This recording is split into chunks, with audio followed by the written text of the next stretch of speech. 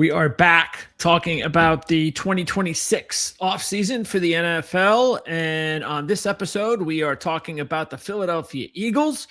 So Anthony Miller joins us from Inside the Eagles, and a lot going on with the Philadelphia Eagles this offseason. So it's a good time to have Anthony on. How's it going, Anthony?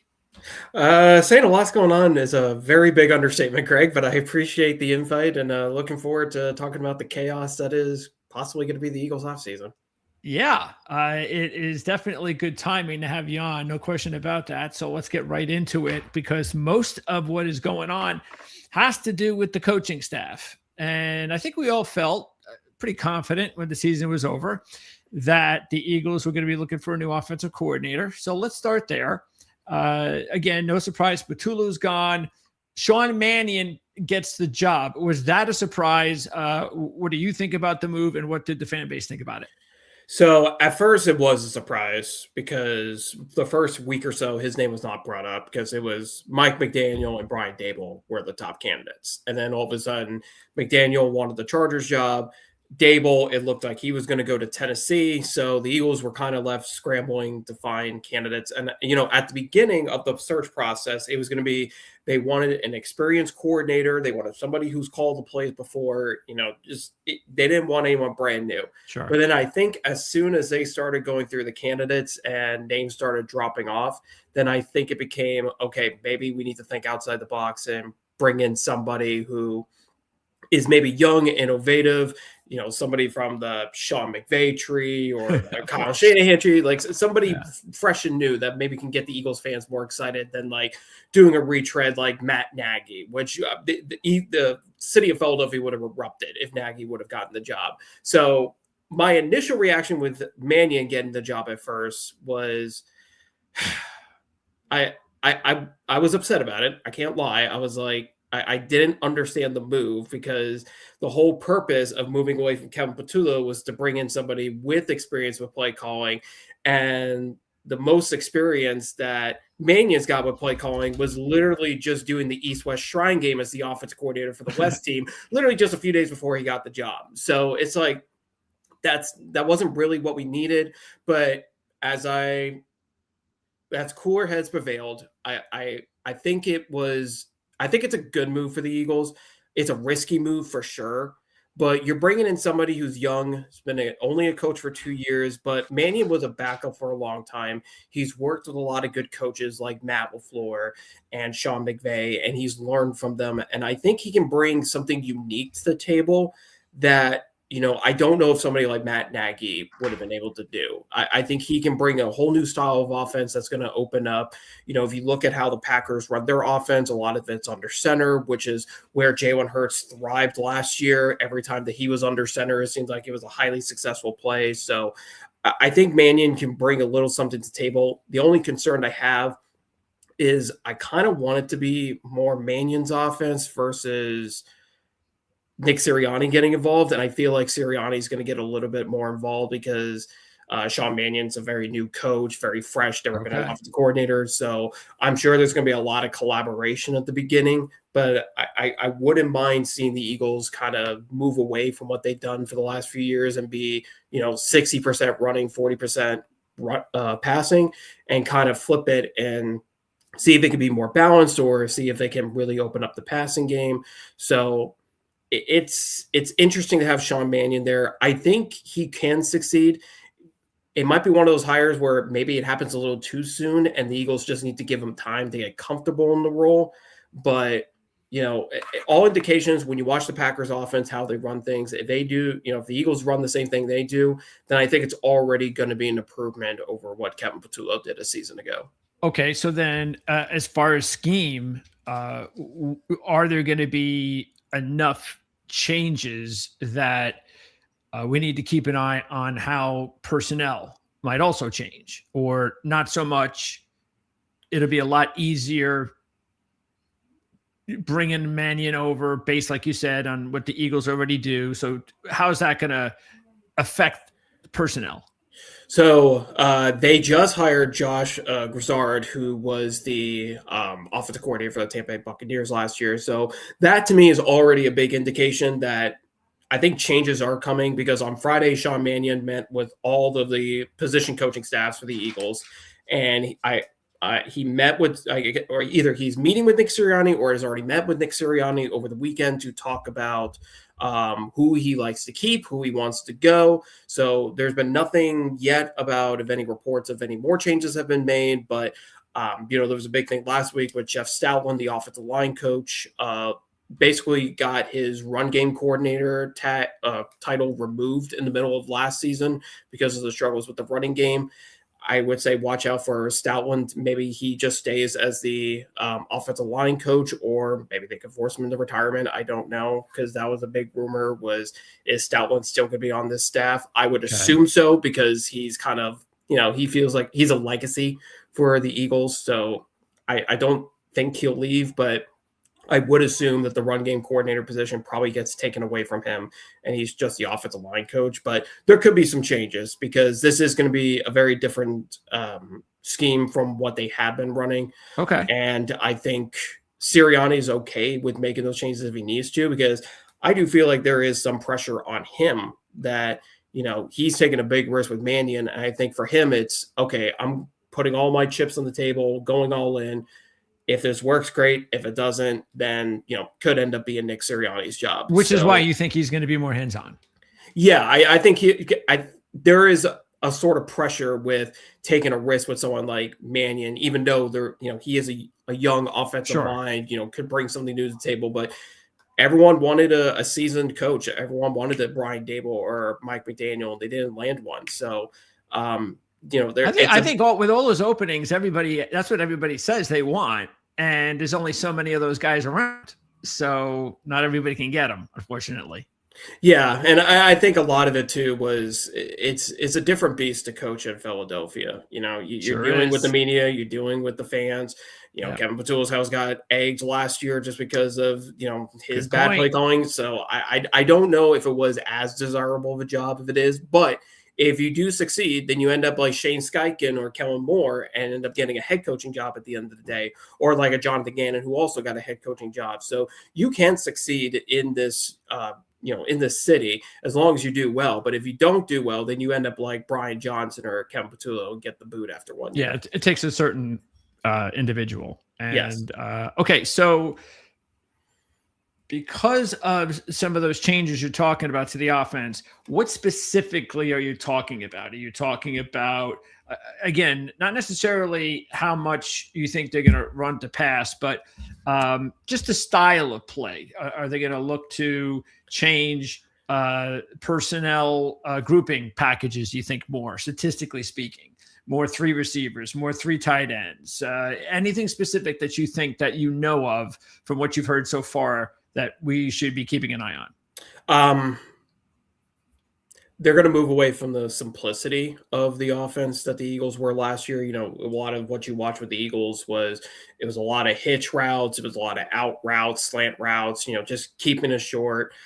They didn't really push the ball down the field as much. I think you're going to see a little bit more aggression. I think you'll see more crossing routes, drag routes, 10, 15, 20 yards down the field. Okay. Attack the middle of the field a little bit more, which will be kind of an adjustment for Jalen Hurts, because if you want to talk about one thing he's not particularly good at is throwing in the middle of the field, which was what cost him to throw a lot of interceptions back in 23 with Brian Johnson, the offensive coordinator, is that it was too many deep ball shots down the field and too many, deep passes in the middle of the field. So there's going to be a little bit of adjustment when it comes down to the passing game and really open it up. But I do think there'll be more play action, a lot more under center. And I think that'll be a good thing for Jalen because he's at least comfortable with that. But this offense, I think, is going to kind of push Jalen out of his comfort zone a bit with what he's been doing over the last few years, which I think will be a positive thing for him at the end of the day.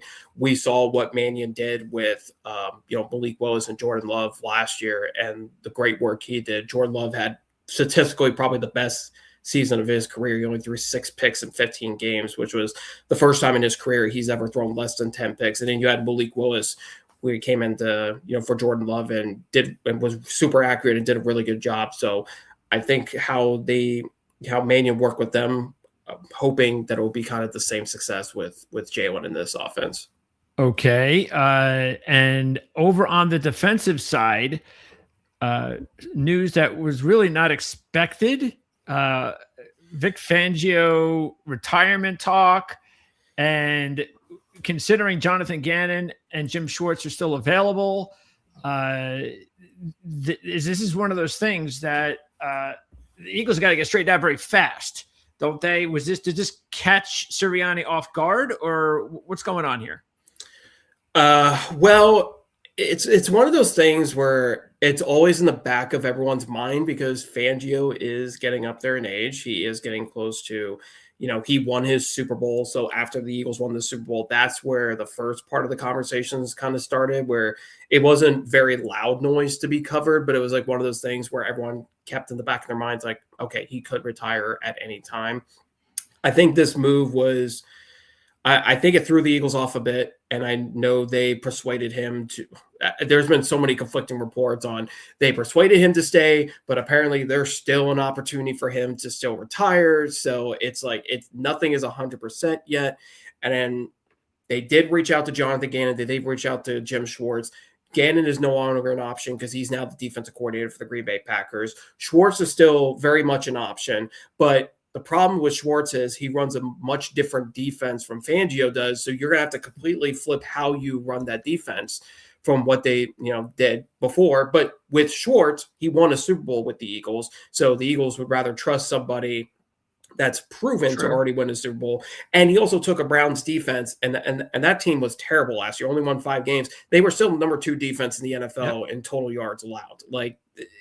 So for me, he knows what he's doing. Yeah, exactly. And if you want to take the risk, I think it's definitely worth it with Jim Schwartz. I'm just disappointed that I would be interested to know when the conversations were being had. It made it seem like it was after the season. And if it was after the season, did the Eagles not have a conversation with Christian Parker and be like, hey, even if Fangio stays on, could you stay maybe one more year? We can guarantee you the defensive coordinator job, because they ended up losing him to the Dallas Cowboys, and that's a massive loss because he's one of the up and rising coaches in the NFL and may end up being a head coach in the next 5 years, and the Eagles completely lost an opportunity to keep him. So if you have an offseason where you fire your offensive coordinator, you may end up losing your defensive coordinator and your number 2 in command on defense. That's not a good offseason for the Eagles, and it could leave them in a lot of trouble. Even if they bring in Jim Schwartz, who is experienced and is a proven coordinator, that's still a big scheme change you're going to have to make with the Eagles defense. And I still think it can get kind of messy, especially with a young defense in Philadelphia. A lot of those guys are under 25 years old. They just learned this game, and to throw something else completely at them, it could throw up their development and could make 2026 a very interesting year for Philly. Yeah, that sounds very un-Eagles-like regarding the instability of what's going on here. Because like you said, it does not make any sense. If they truly felt that they had a rising star that was going to get the job as defensive coordinator in the next year or two, could even be this year, to just let him go. Not only to let him go, but to go to the Cowboys. It seemed like they dropped the ball somewhere. Like there was some communication that just completely because I would be, if I felt that I really didn't want to lose a certain coach on my staff, and he was definitely going to be our coordinator. And who knows, maybe in time he could even be our head coach. And I got a guy that, yes, I won a Super Bowl with, but it's obvious that he's at an age that he's probably going to be thinking about retiring every year. I got to force the guy out and just hire the young guy and move him up. I got to be proactive. I can't allow this. Again, this doesn't make sense to me. This is like something that teams that have missed 10 straight playoff appearances, like the Jets or the Browns. These are things that those organizations do, not the Eagles. I mean, the good news for the Eagles, though, is they do have a good coaching staff. So even with Christian Parker out, if, God forbid, they didn't get Jim Schwartz and Fangio retires, I think Clint Hurt, who is the defensive line coach, could step in. He was a Okay. defensive coordinator for the Seattle Seahawks for a few years. Yep. He knows how to be a coordinator. It wouldn't be much of a scheme change for that defense. And he's done a phenomenal job with the defensive line, especially, the development with Jalen Carter and Jordan Davis and Moral Jomo. Like he's done a phenomenal job with that defensive line. That would be a logical move as well. So there are pieces on that defensive coaching staff where somebody else could move up if Fangio ends up retiring later than expected. But yeah, it seems like the Eagles didn't proactively plan for this to happen. And it's slightly disappointing, but also, when you look at the track record of, Jeffrey Lurie and Howie Roseman, I kind of tend to be like, I'll give him the benefit of the doubt because they seem to be on top of things. That usually Howie's the one that knows proactively when to cut a player, when to trade him, or when to give him an extension. So this is one I'll mark up as I'll give him the benefit of the doubt. We'll see what happens, in the next week or so. What happens with Fangio, and then what happens with 2026 if this ends up being a massive mistake or what the future holds. I second that. That's how I would react as well. Okay, so that's the coaching staff. Now let's talk about cap space seems to be fine, and then we're going to get into other personnel here in just a minute with free agency. Picks are also this would be a good year for draft capital, right? Yeah, it typically is. Howie's really good at being able to kind of load up. I think they have a couple of third round picks. They may be waiting for some compensatory picks as well. Okay. So I think there'll be some wiggle room if they wanted to potentially move up in the draft or move back and just collect on picks in the future. So okay. We've seen Howie kind of do a little bit of both. So I'm not really sure what the strategy is going to be this year, but from his end of year press conference, he definitely made it seem like he kind of hinted at, hey, like even if we don't make a lot of moves in free agency, we're still building for the future and could be a little more active in the draft than we think. Okay. Before we get to free agency, what's going on with AJ Brown? What is it? I mean, from the outside perspective, everything that I heard, again, this is why we have you on, because I'm sure there's a lot of stuff that happens just during, whether it's during the football games and something you hear and just reports from the outside and you're not with the team. You just say to yourself, why you understand why you deal with certain players. I completely get that. You won a Super Bowl with them, and that's the whole reason you deal with stuff like this. But you did win a Super Bowl. Now it's time, in my opinion, you've won the Super Bowl with them. Just move on. This can't keep going on. Am I wrong? Not 100%. The problem is the Eagles kind of pigeonholed themselves in the contract. So if they were to let him go, I know there's some reports that have said like, yes, they could end up saving if they trade him after June 1st, they could save about $7 million the salary cap. But the Eagles are still dealing with, if they let him go this year, it's $79 million of dead cap. So that could really set them back a few years when it comes down to making any kind of move. So it's one of those things where for me personally, if you're offered a first round pick for AJ Brown, I think you take it. You might even consider a second round pick and do it. But like I've seen a lot of people starting to devalue AJ Brown a little bit and saying like, oh, it may be a third and a fifth round pick for him. If it's that case, then there's no point in doing it because he's way better than that. Even if there was some regression in his play last year, I still think he's one of the top 10, top 15 receivers in the league. And I don't think it's worth it to, get a late day 2, early day 3 draft pick just to get him off. So you don't think he's that big an issue in the locker room? The Eagles been doing it for 2 years. So, and there's always a lot of drama that goes on with Philly. It seemed to intensify a lot more this year, but like AJ it was very similar in 2024 where him and Jalen Hurts had their differences because Jalen wasn't getting him the ball as often. So it's something the Eagles have grown accustomed to. Is Okay. it annoying on the outside from a fan's perspective? Absolutely. But I think that team has kind of embraced it and they don't really mind it because a lot of what AJ Brown was, what he said last year was kind of the truth. I mean, I think if it was just complete false information, then I think a lot of people would be more upset about it. But a lot of what he was said about the offense struggling and stuff like that was 100% the truth. You may not want, you may not want him to say it publicly, but Yeah. he was right. And there was no arguing against it. So that's why you can kind of let it slide a little bit.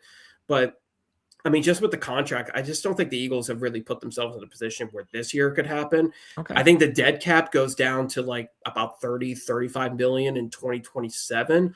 I would say that's probably when you can start really considering it if you need to. But yeah, it seems like right now everyone is trying to push for the narrative on AJ Brown to be traded, but I'm just not 100% bought in that it's going to happen because it's just going to ruin the Eagles financially. And if they do, then they can't do anything in free agency for a while. I think it's going to be strictly Howie Roseman's going to focus on the draft and just hope that the young players will step up. But I mean, you got to start thinking about all the players are going to have to pay in the next few years. I mean, they still have to give Jalen Carter, Jordan Davis. They're going to have to give Cooper DeJean, Quinyon Mitchell. They're all going to have to get a new contract. I mean, they're going to have to probably pay Jalen Phillips $17 million a year this offseason. So it's like, if you get rid of AJ Brown, you're kind of killing yourself on doing it, despite the fact that there's an extra right. 20 million coming in for salary cap. So I don't Unless know. you get an offer you can't refuse. Yeah.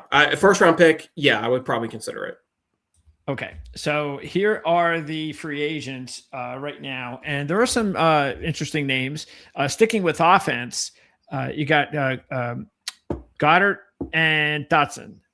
Those are the big names, tight end and receiver. Now, I think this is part of the problem that when you're looking at the Eagles offense and you're looking at some of the struggles, you say, I mean, it just didn't make any sense. Even when they won the Super Bowl, it didn't really make much sense. But the last couple of years, especially this past year, it's like they made the deal to get Dotson, and it's like I thought he's a pretty good player. I'm not saying he's like some sort of a star player, but it just doesn't. He doesn't do anything on this team. I don't understand how this guy doesn't get any sort of traction with this offense. But I'm assuming he's gone because again, he hasn't done anything. Correct me if I'm wrong. Goddard, he is getting a little bit older, even though he's still valuable. And if they let him go, they got nothing because it looks like also Calcaterra is a free agent and he hasn't yet taken that next step. So talk about those two guys. Do you expect either one to be back? Dawson, absolutely not. And I don't know if I would pin everything on him. This was kind of the one disappointing thing about Kevin Patullo as well, is that before the season, he was like, hey, I have a plan for Dotson. I know how I'm going to use him. We figured out the problems from last year, and it was basically the same thing. He did score a couple of touchdowns, so he did make some big plays. So it was really just one or two, but it was improvement from 2024. But I just don't think the Eagles' offense, how it was ran, I don't think they knew how to use a wide receiver 3 because Dallas Goedert was the wide receiver 3. And even for Goddard, yes, he broke the franchise record for touchdowns for a tight end at 11, and that's great. But I still don't think it was exactly the best year for him either. It was the first time in his career that he averaged less than 10 yards of reception. So the production wasn't there per catch. And a lot of the touchdowns, if you look, were those, the fake tush push, toss plays to him. Handoff. For 1 or 2 yard touchdowns. So Goddard, I don't think is going to come back either. I just don't see the Eagles finding the money to get him. And the Eagles have had a good track record of using the draft to, go in the first or second round and find a tight end. You look at guys like Brent Selleck, Zach Ertz, Dallas Goedert himself. They've been able to find really good talent, in the draft for a tight end and make them the starters. So I would fully expect Goddard to not be back, and someone's going to overpay for him because, even though he was healthier last year, he's still got the durability issue that I'm concerned about with him because he's missed like 16 games in the last 4 years. So I just don't 100% trust him to stay healthy, especially when he's 31 years old. And then Dotson, there's no way he's coming back. Okay. And if that happens, then are you looking at like a completely new tight end room? Because Granson as well is a free agent. Yeah, Cal Katera, I would not bring back either. He is the absolute worst blocking tight end in the NFL. Just was horrendous in run blocking. I would not bring him back. And, he wasn't a great receiver either. So, yeah, and Granson, I think, is a free agent as well. I would consider bringing him back. I don't think he would be a bad option because I think you want at least one veteran in there, but he's not. Right. He's not going to be your starter. Like he'd be a solid backup for like a rookie that gets brought in for the Eagles. But yeah, I think outside of like Cameron Latu, I would keep him just because he can play fullback as well, and he's a really good special teams player. But outside of that, yeah, you're going to have to rebuild that tight end room because I wouldn't bring back Goddard. I wouldn't bring back Calcaterra. Granson, I would potentially bring back if he's a cheap option on a 1-year deal. And Latu, I would 100% bring back because he's just a valuable special teamer as well as a really good fullback. Okay. Also on offense, the offensive line, Pryor, Johnson, and Toth are all free agents. And I guess this also depends on the health of the offensive line. That was just a nightmare season for the Eagles as far as trying to keep their offensive line healthy. Johnson played an awful lot. So do they want to, do you think they'll be able to bring back, or who do you think that they want to bring back out of those three? I would bring back Fred Johnson for sure. I thought he played well late in the season at right tackle. I don't think he was perfect at it, but I thought he did enough that I think he earned the right to come back another season if he wants to. I am a little concerned about how much it's going to cost to bring him back because I think he proved that, he may not be the greatest starter, but he could step in and be a starter elsewhere for a team that's just really desperate for a cheap offensive lineman. Matt Pryor, I wouldn't bring back with a 30-foot pole just after that Week 3 Rams game. He was just absolutely horrendous at right tackle in place of Lane Johnson, and then really never got back on the field again the rest of the year. So Fred Johnson, if the price is right, I would definitely bring him back. I think he's earned the right to. And yeah, because when I take a look at the depth chart here, of course, they have the two rookies who they drafted last year at tackle. And so one would think that this is one of the situations where it all depends on what they think of these two rookies. Because if you need to save money elsewhere and Johnson winds up getting and you're right. I mean, offensive linemen, as we know, especially tackles, it's so hard to find. That's the Chargers. So, guys like that are going to get overpaid. And if the Eagles feel like they can't pay that, then I guess it's going to depend on whether or not Cameron Williams or Miles Hinton can fill in 2026 as a backup role player, of course.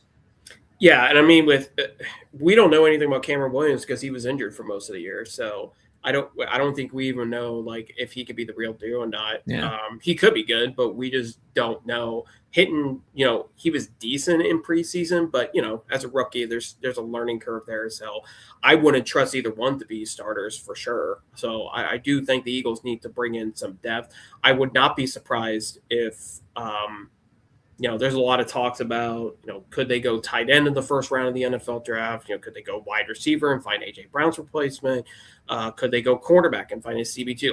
It wouldn't surprise me if they went offensive tackle in the first round. If there's somebody they really like, I mean, the Eagles are notorious for going after offensive, defensive linemen and building up front because that's just something that's worked over the last 20 plus years. That started back with, Andy Reid, and Howie Roseman hasn't changed that philosophy since. So if they find an offensive tackle they really like that can step in and be the future replacement for Lane Johnson, I wouldn't be surprised if they went that route too. They need to do something about the offensive line because I don't think the depth is quite there like it has been in the past. Yeah. So, because what is the status of Lane Johnson right now at his age? The injury issues last year, and what's his contract like? I believe he's might have one more year on his deal, possibly. Okay. I don't think he talked about retirement at all. Not him personally. Like he hasn't come out and publicly said it, but it's definitely been a big topic, I think, behind closed doors for him contemplating. And I think the foot injury maybe kind of escalated that a little bit more than it should have. Now, I remember last offseason, he, kind of poo-pooed the idea of retirement because he was like, I'm the best is yet to come for me. Like, I can still play at a high level. And he proved it. I mean, the first 10 games of the year, he didn't allow a single quarterback hit or quarterback sack in those 10 games. Like, he can still play at a high level, but his problem is he just gets banged up all the time. And it's been like that for the last 2 to 3 years. Now, he's been lucky he hasn't missed this many games, but I think finally this year it kind of caught up to him a little bit. And that's where my concern comes with him is, can he stay healthy for a full season without getting banged up every single game?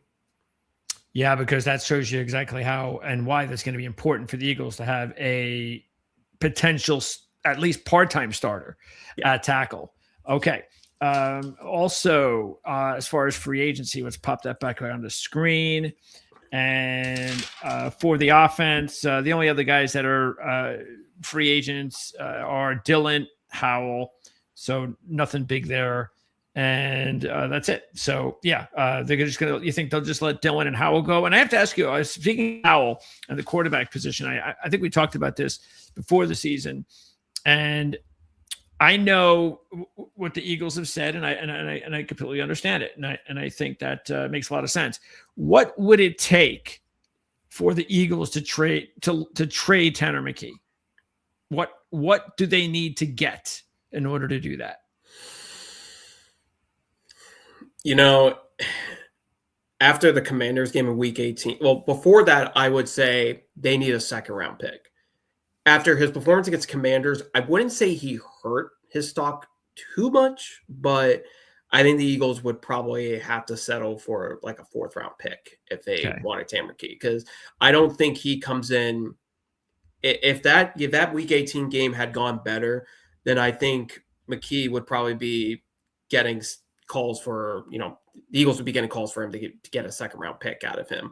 And I think the Eagles would jump at it. I think now, I just don't know if his value is quite where the Eagles would be comfortable enough in trading him. So, and I don't know what they would do as the backup, because they tried drafting Kyle McCord. He was an epic fail. Now he's with the Packers. And, Sam Howell, I doubt they could bring him back. I don't know if they 100% will, but I think at this point you would probably prefer to keep Tanner McKee as a backup just to have that solid, a solid guy back there. So I don't know if he's going to get traded at this point. I think the Eagles, if the Eagles really wanted to, they probably should have pulled the trigger last offseason with it. But there's also part of me that's kind of glad they didn't, because I think Tanner McKee is a really solid backup, and I'd rather just have a good backup. Yeah, that will be interesting. Again, the quarterback position. This is why I'm kind of surprised, even though, like you said, we don't know. I mean, because he'd have to change team, change systems, change everything, and you have no idea if that'll make him better, worse, whatever. But there's such a dearth of quarterback talent. I mean, there's such a. I mean, these GMs. That's why when I hear people even questioning whether the Raiders are going to take Mendoza, it just cracks me up. It's like, you can't, these guys, they don't grow on trees. Mm-hmm. If you get a quarterback that you feel is going to have the ability to be no worse than Jared Goff, you take him, you draft him, and you move on. That would be a fireable offense. Maybe even for the entire league if the Raiders had traded out for that pick. But that's why they're going to take Mendoza. And that's why I'm a little bit surprised that, because he's young enough and he's shown enough glimpses of it, especially maybe even this offseason, that if he doesn't get traded, it's like, why wouldn't you trade for this guy? Nobody else is out there. And there's like 5 or 6 teams that need quarterbacks. I mean, Malik Willis, everybody's going to go after Malik Willis. And that's how desperate they are for quarterbacks. I'm not saying he's bad, but he's obviously still, nobody knows if Malik Willis is going to be our starting quarterback in this league. But that just shows you how hard it is to find starting quarterback talent, which is why if you're a team, I think you have to second, third round, whatever it takes. Hey, I got to try it. I mean, what else am I going to do? Draft somebody in the 4th round, another rookie? I mean, I'm just very surprised that teams have not.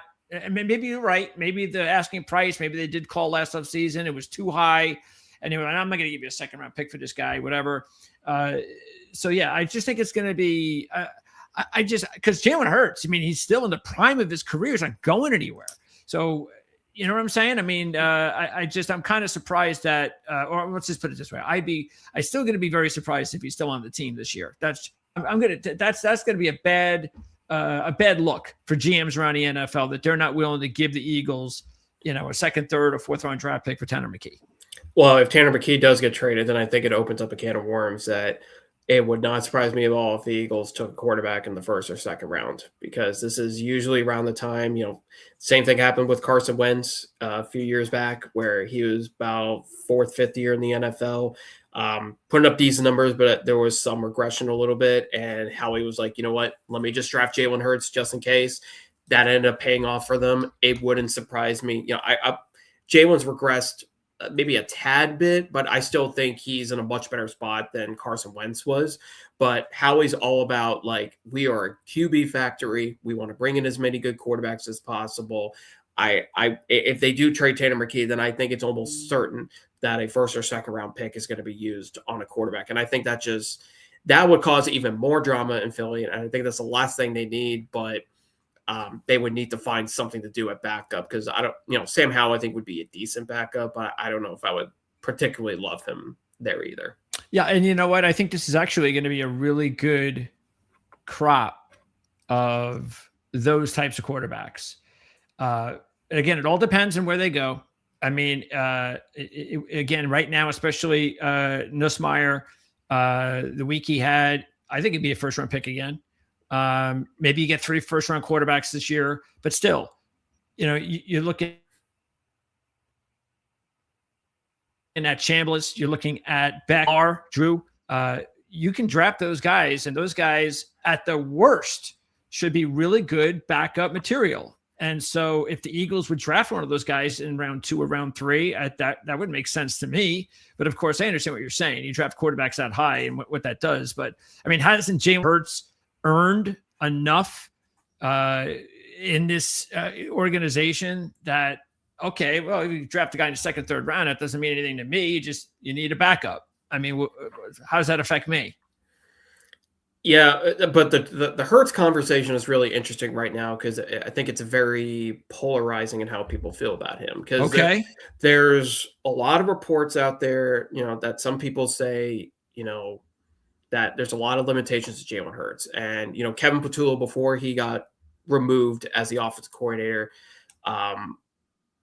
made a comment to somebody, and I don't remember who it was, but it got brought back saying, like, oh, Kevin was saying, like, he was almost like limited in what he could do, or people just don't understand, like, the limitations he had or something, that he had to deal with as a play caller. So that brought into some questions about, like, are there certain plays that Jalen Hurts can run or not? Because, like, there was also reports in the middle of the season that Jalen Hurts said he didn't want to run as many QB design plays or QB design runs so that he didn't take as many hits and didn't get hurt. So, a lot of people think that might have played a role in the offensive coordinator search as well. Did people want to deal with Jalen Hurts? Do people think that, there's too many limitations that you can't really open up the offense with Jalen Hurts? So I think this time around with Sean Mannion, I think could kind of expose a little bit about Jalen. And if there are limitations with him, then that could open up the floodgates for, a potential QB change in the future. Do I think they should make a change? Absolutely not. I think no matter what Jalen Hurts, I know he's not perfect, but the man's a winner. He's won nearly 70% of his games. Yeah, and you can't find quarterbacks like that, even if he's not the greatest quarterback in the world. Is he a top 10 quarterback? No, but does he win games? Yeah, that's all that matters to me. He's taking the Eagles to 2 Super Bowls in 4 or 5 years. So I would go ahead and just, ride off the coattails of him and have, average performances versus, somebody like a Jordan Love, who's not even been to the NFC Championship. Okay. So now let's move our attention to defense for free agents. And we see here, there are some questions. So matter of fact, there are 5 edge rushers on the board, but you believe Jalen Phillips, he's going to be will he be the primary target for the Eagles to re-sign? Probably, yeah. And I'm almost hesitant to pay him because right now his estimated value, I think, could be between 14 to 17 million a year. And that kind of scares me to pay him that kind of money because he does have an injury history. But his impact on the defense last year was just so massive that it's almost hard to ignore the fact that we got to bring him back in some capacity. It's just we're gonna have to just bite the bullet and pay him for it. Um, yeah, like I'm hesitant on paying him, but I feel I just don't. I think Jalen Hunt is going to be a freaking star in this league. He Okay. was phenomenal last year.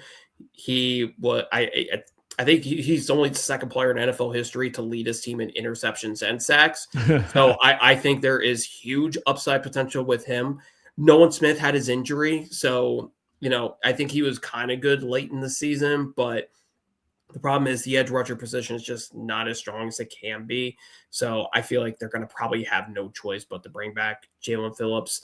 And I think that could cause some problems with I know we'll probably talk about these guys in a second, but looking at like Nakobe Dean and Reed Blankenship and bringing those guys back.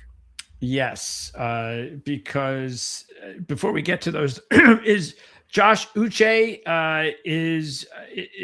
do they like him as a role guy? Is he going to come back? Because he shouldn't be too expensive, even though, again, edge rushers are very much like offensive tackles.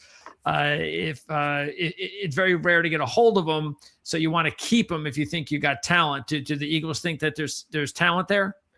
I mean, Uche is such an interesting story because when you look at him the first half of the season, like before Jalen Phillips got traded to the Eagles, I would say Uche was probably the best pass rusher on that team.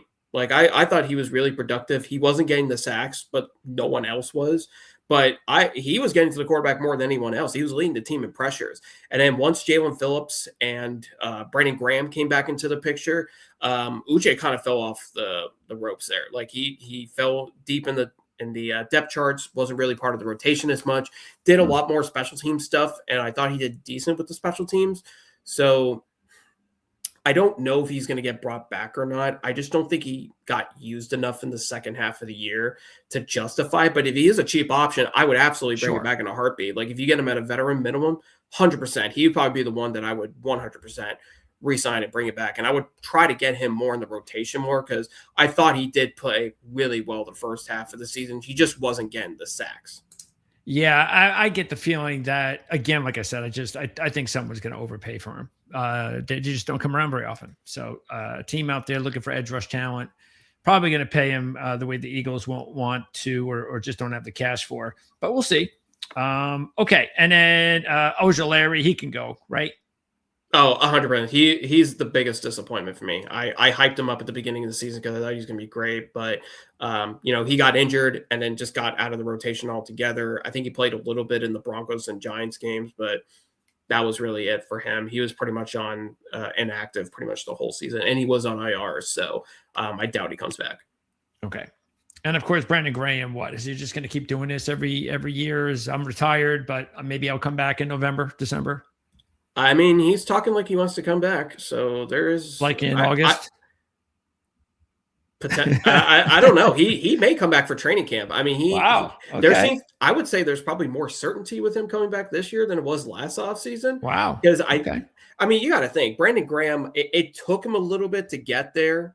But the last 3-4 games of the year, I thought he was super productive at defensive tackle. So I actually do think if Brandon Graham wanted to come back, he would be in the rotation. He wouldn't be a starter, but I think he would rotate in there and actually do a pretty good job. So I wouldn't completely count out Brandon Graham retiring. I think he might come back for 2026. So was he playing just as much inside as he was on the edge, or what was that? Yeah, so he was rotating in when Jalen Carter got hurt. They ended up putting him and Brandon Graham in the rotation because it was Jordan Davis and Morrow in at a defensive tackle, and Graham was kind of going back and forth, but he was playing a little bit more nose tackle and played pretty well. I mean, he showed some good stuff.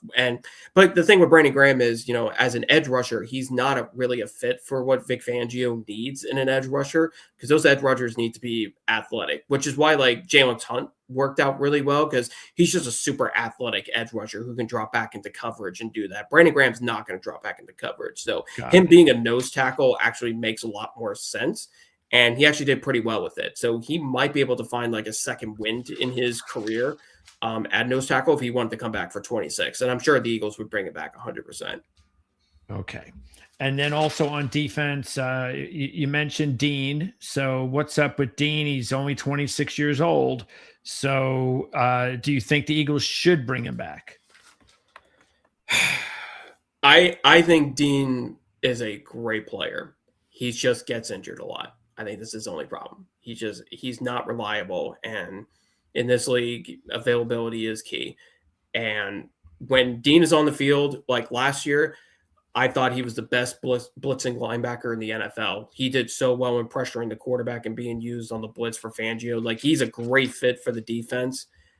I think Jahad Campbell played well enough that if they let Dean walk in free agency and get overpaid elsewhere, I think the Eagles' linebacking core would be okay. Like, Yeah. we can have Zach Bond and Jahad Campbell in the middle. I know like some people want Campbell to be off the edge as well, and I think you could still use him as an edge rusher.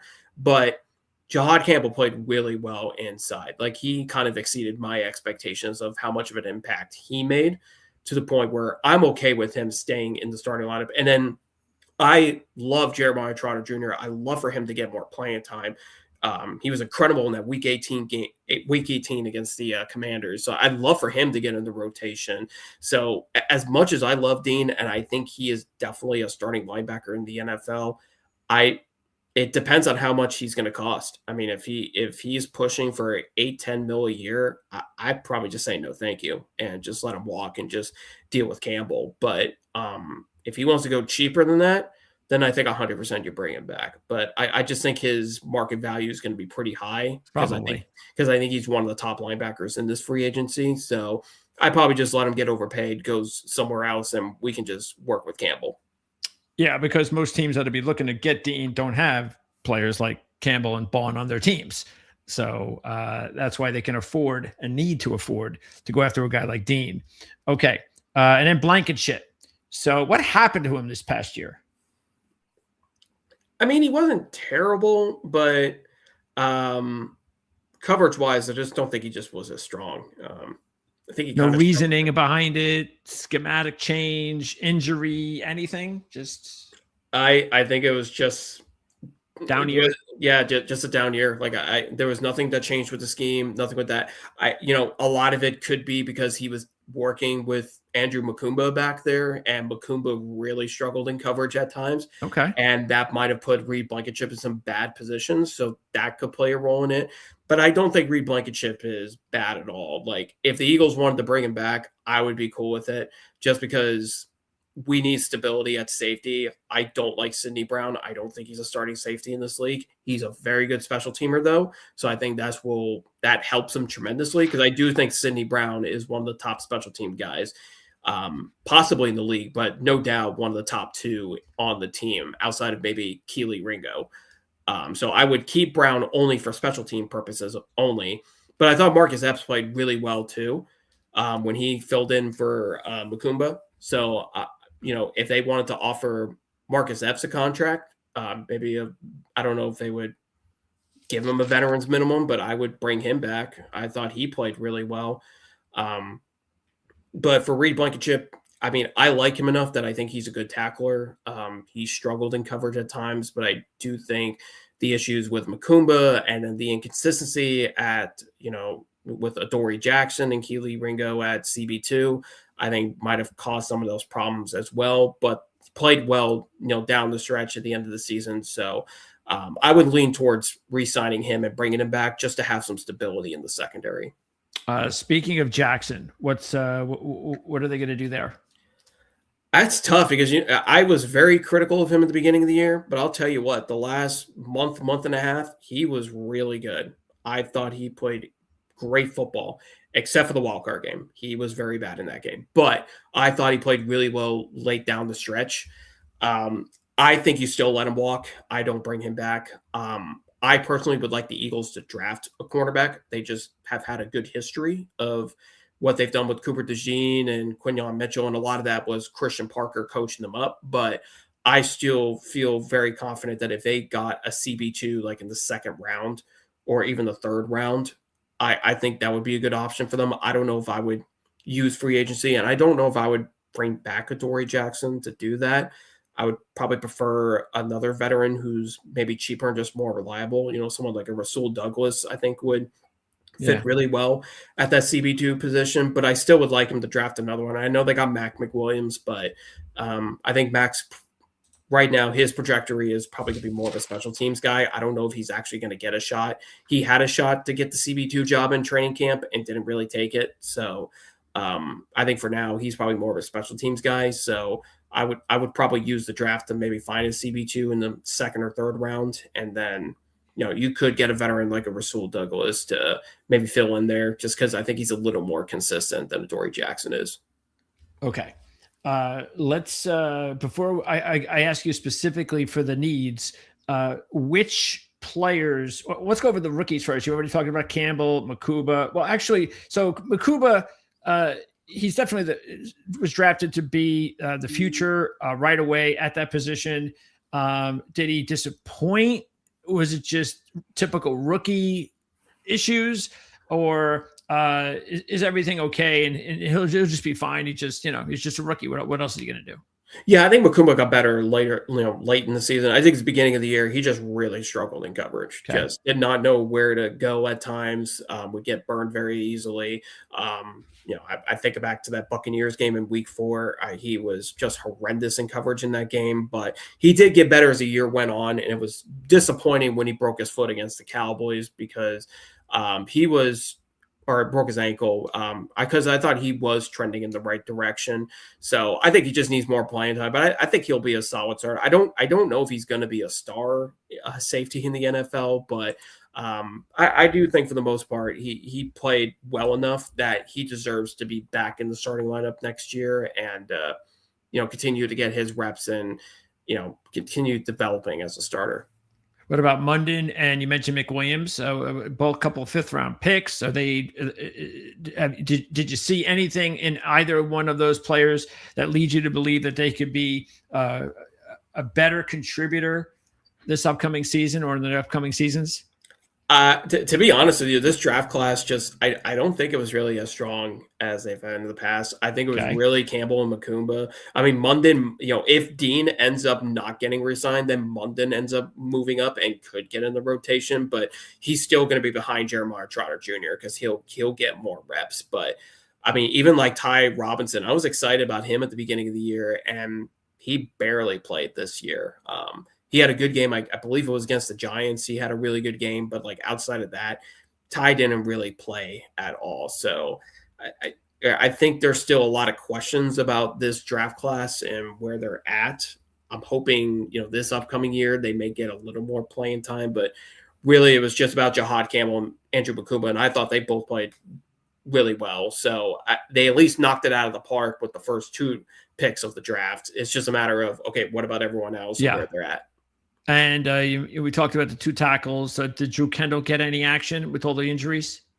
I think he might have played maybe a little bit at guard because even at center when Cam Jurgens was hurt, it was Brett Toth who was the replacement and the starter when Cam was out for like a game or 2. So yeah, not much production out of the offensive line either. So there's a lot of question marks with the draft class outside of Campbell and Makumba.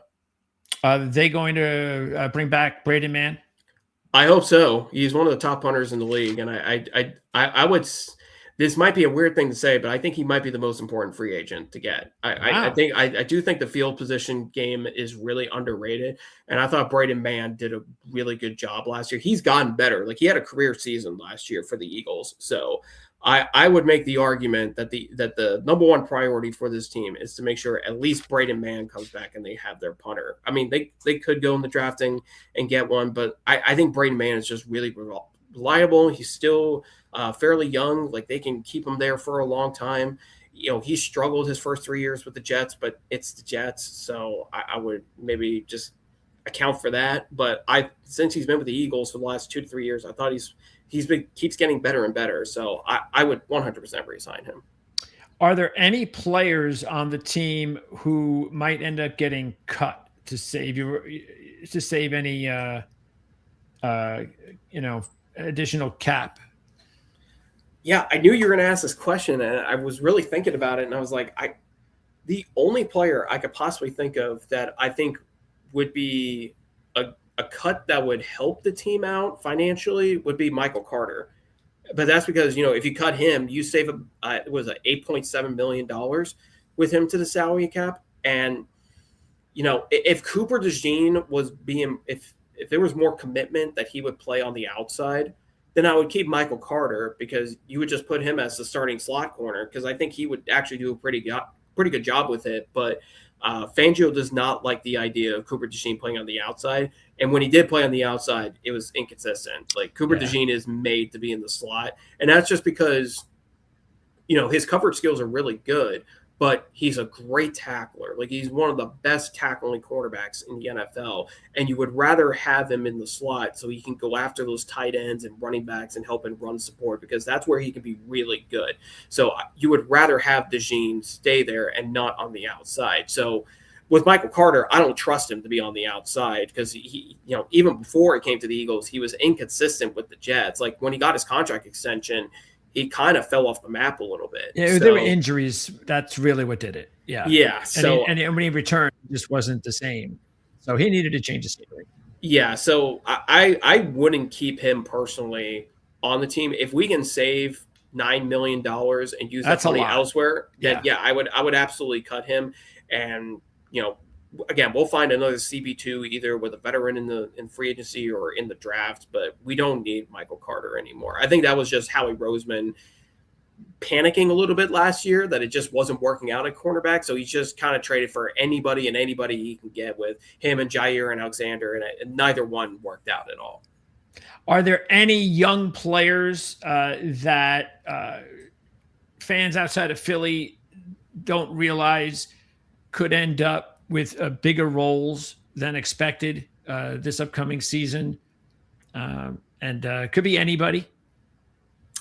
I mean, I personally love Darius Cooper, the wide receiver. He had a phenomenal preseason. And, he was an undrafted rookie out of Tarleton State, played really well in the Bengals game, caught a touchdown in that game. He was a leading receiver. And that was the game that really helped him make the roster. And a lot of it was also Johnny Wilson getting hurt and being out for the season. So that helped. But, Cooper got to play more as the season went on. His stats are not going to wow you, but he's a talented receiver. My hope is, if we don't get a wide receiver in the draft, that Darius Cooper ends up being, replacing Jahad Dotson and be that wide receiver 3 that they need him to be. Because I do think there is great potential with him, but he will have competition because I think Johnny Wilson had a really good training camp too before his injury. So I would definitely say Darius Cooper, keep an eye on him. I love Tank Bigsby. Should we also keep an eye on Johnny Wilson then? Yeah. But I don't know if Johnny Wilson really fits the slot receiver per se because he's 6'6", so he's going to be probably more like an outside receiver. But he made drastic improvements in training camp compared to his first year or so in the NFL. So I would definitely say watch out for Johnny Wilson too. Okay, who else were you about to? Tank Bigsby. I really hope the Eagles figure out a way to get him more carries. This was a guy that averaged 5.9 yards per carry, just really solid back. Every time he touched the ball, he was gaining positive yards. Honestly, he was a more effective runner than Saquon Barkley is. He just could find that hole and just hit it quicker than Barkley could. So I really hope Tank Bigsby, comes back and gets way more production in his offense because I think he could really help Saquon Barkley out if they can take carries away from Barkley but give more to Bigsby. Okay, and Will Shipley, has he been a disappointment? I don't know if I would say he's been a disappointment. It's just he's more used on special teams as a returner, and then he's more used in the passing game. I think just Bigsby broke out at the right time, and the Eagles were like, well, this isn't broken, so we're not going to fix it. Let's just keep him as the backup because he's clearly the most productive running back per carry out of anyone on the team. So I wouldn't necessarily say Will Shipley was a disappointment. A.J. Dillon, 100% was a disappointment. I have no idea what happened with him. He had a kickoff in the Week 6 Giants game, and then fumbled two or three plays after that, and that was it for him. Never played again. So Dillon was a massive disappointment, but I think Shipley is still a solid number 3 running back. Okay, that should be something to keep an eye on in dynasty football. Yeah. Okay, so and is there anybody on defense that fit the mold? I think Jalen Hunt's going to be a superstar in this league if he can improve upon what he did last season. I just everything that guy could do. I think he played wide receiver in high school or something like that. So he is a freakish athlete at the edge rusher position. So I'd love to see him, get more involved in that aspect. I thought he had a great season. He was just another guy like Tank Bixby, just super productive, but he actually played a lot more. And I think Fangio really loves him for the system, for being a scheme fit. So I would love to see Jalen Hunt play a lot more there. Outside of that, I'd love to see Ty Robinson play because I just thought he played really well in preseason. Byron Young is a really interesting name to watch out for. I thought he played really well late in the season when Jalen Carter got hurt too.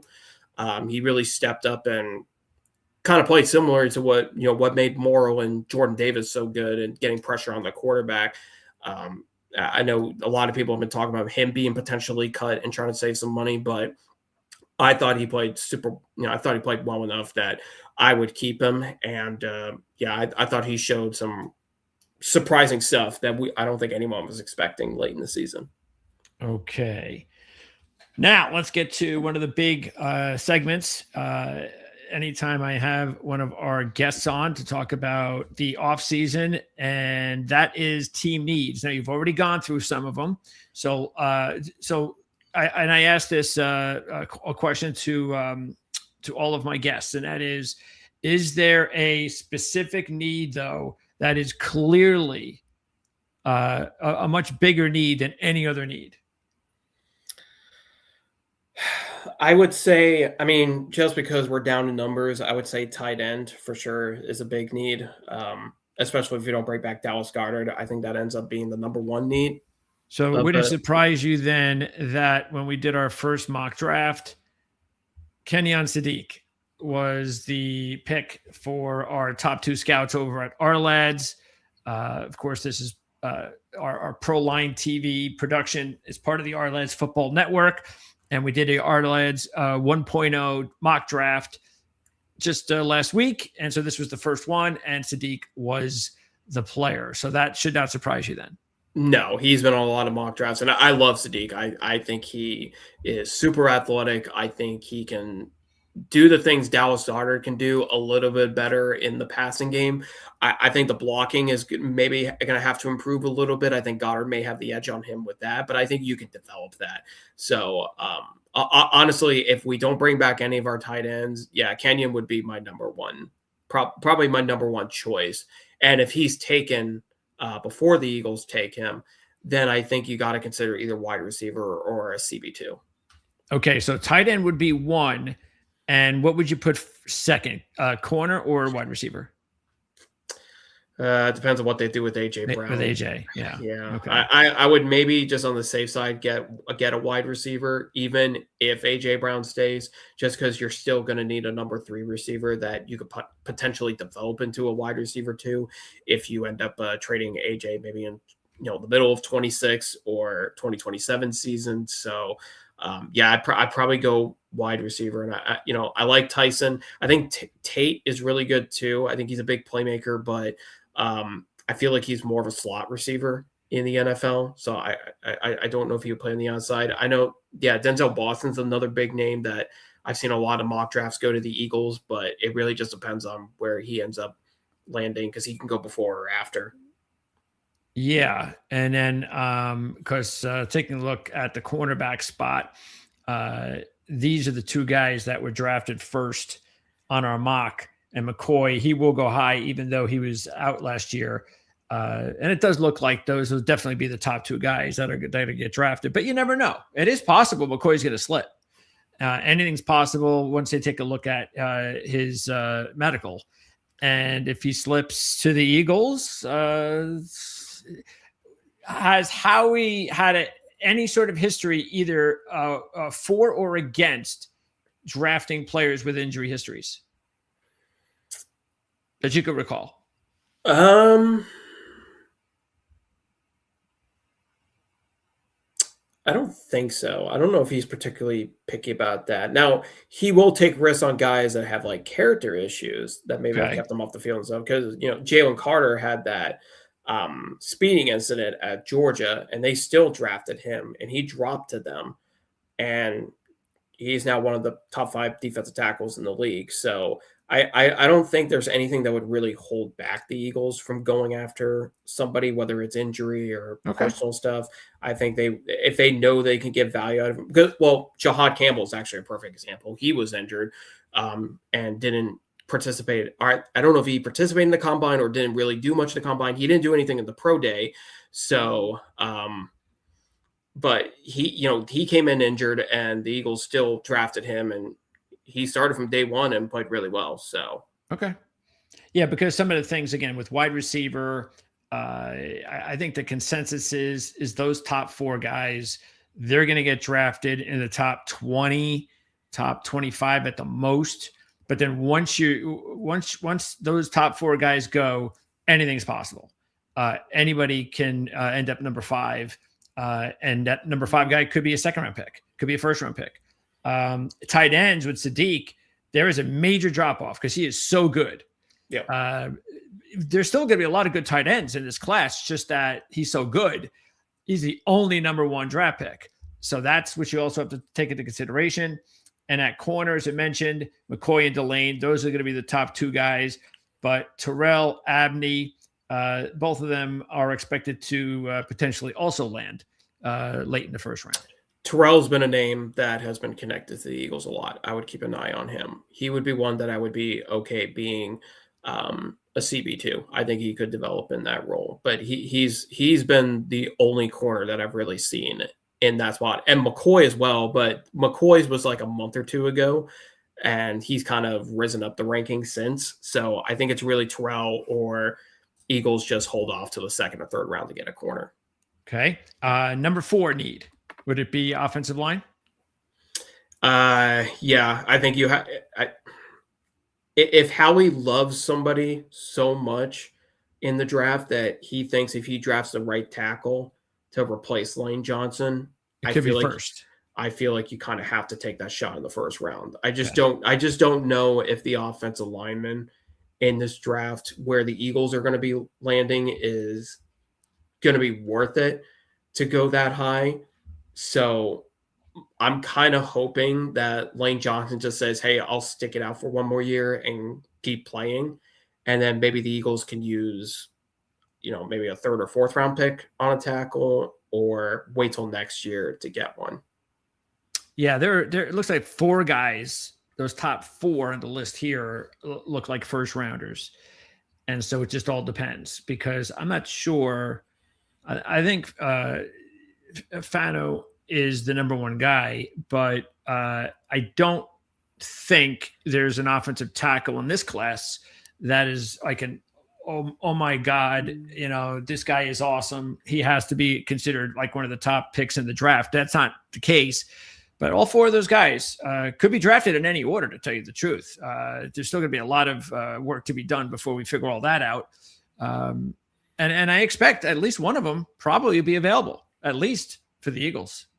Yeah, I would say I know Proctor's name has been connected to the Eagles a little bit, so I would maybe watch out for that. But if not, I know Freeling's name has been named on a lot of the 3-5 round mock drafts. So the Georgia guy, of course. Yeah. Yeah. The Eagles love Georgia players. So the Eagles are always connected to them no matter what. So, okay. And then at guard, there's only 1 first round guy, and that is Penn State's lineman. And he's probably going to be a really good one. But you don't expect that would be the way they would go. If they're going to draft someone in the first round, it's going to be a tackle, not a guard. Yeah, I don't think they really need a guard. I mean, when Landon Dickinson's healthy, he's one of the best guards in the league. So I'm not concerned about that. I thought Tyler Steen played well late in the season. So if the Eagles need to do anything at guard, I would say Mekhi Becton maybe gets a look at to be brought back, because it sounds like he's going to get cut from the Chargers anytime soon, sometime in the offseason. So they could go his route. But Otherwise, yeah, they probably don't really need a guard because, like, I think Brecht Holt is actually a really solid backup that can play guard and center because he did both last year. So I would keep him around, and then Pryor I wouldn't even worry about because I don't think he'll be back. Yeah, and he'll be cheap enough where they should be able to bring him back, right? Toast. Yeah. Okay. Yeah. All right. And then finally, the last need. I would say edge rusher. I think just because there's still uncertainty with if they pass on Jalen Phillips and they don't end up signing him, then I think it becomes a bigger problem. But like I'm still very high on Jalen Hunt and Nolan Smith, and I think those guys can play really well.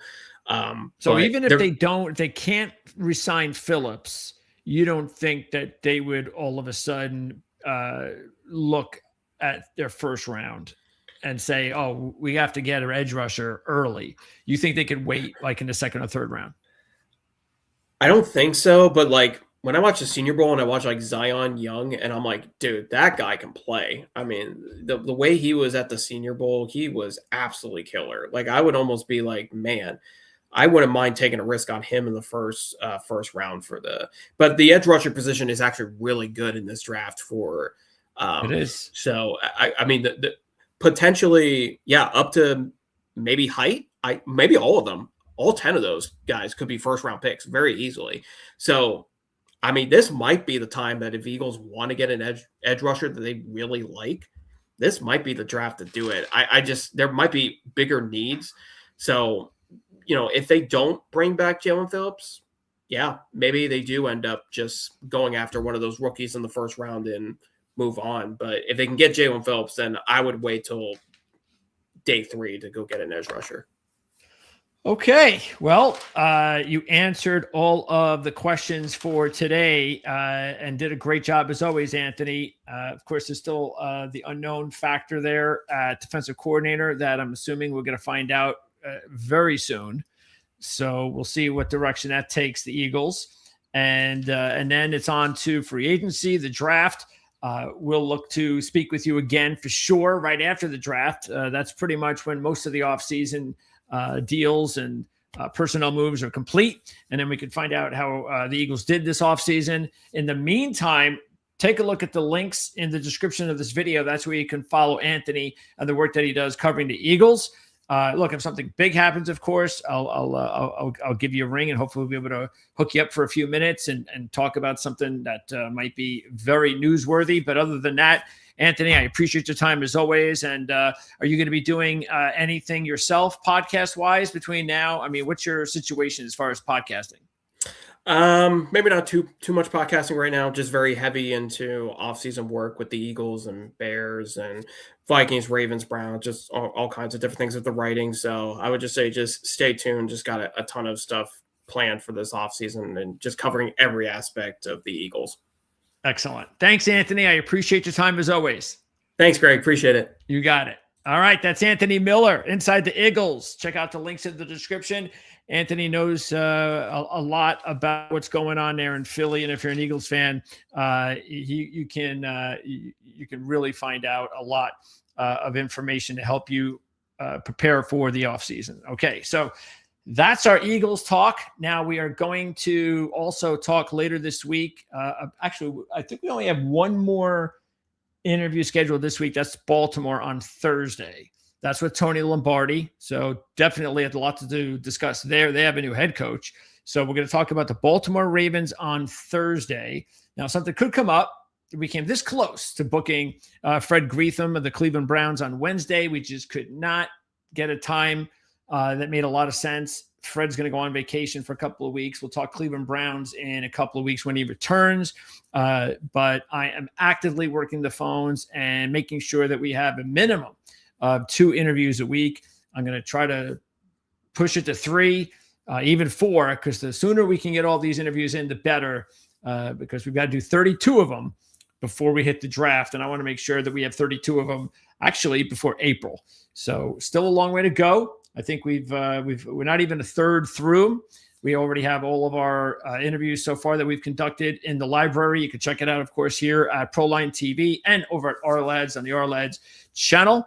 That is going to do it. So later tonight, I'll be talking some golf, previewing the Waste Management Phoenix Open. That's at 7 o'clock tonight.